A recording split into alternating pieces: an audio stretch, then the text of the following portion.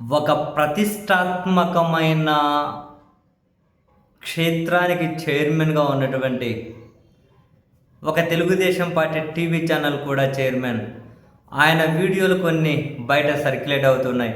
Of course ఆయన వాటిని AI అని, ఫేక్ అని, దాని మీద నేను సైబర్ క్రైమ్ కంప్లైంట్ చేశాను, వాళ్ళ మీద చర్యలు తీసుకుంటామని చెప్పారు.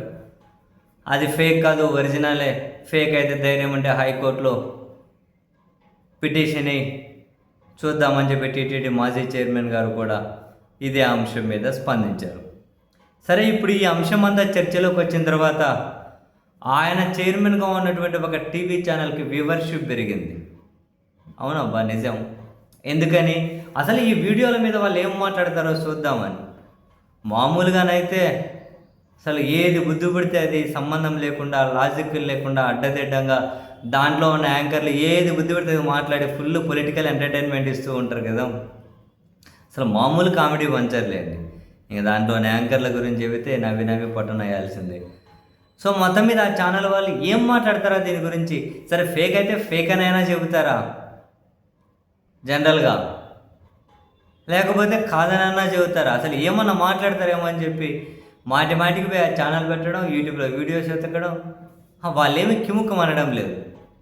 సో వెళ్ళి వాళ్ళు ఏం చెబుతారో చూసి వాళ్ళ వ్యూవర్షిప్ కానీ పెరుగుతూ ఉంది సీరియస్లీ.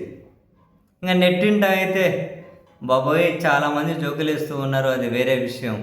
ఒక నెటిజన్ పోస్ట్ చేశారు ఫేస్బుక్లో, అరే ఆ చైర్మన్ దాని మీద ఆ ఛానల్ వాళ్ళు ఏం చేస్తారని చెప్పి ఆ ఛానల్ పెడితే, అరే వీళ్ళ చైర్మన్ యుద్ధం గురించి మాట్లాడతారేమో అనుకుంటే ఇరాన్ యుద్ధం గురించి మాట్లాడతారేంటి అని చెప్పి ఒక పోస్టు.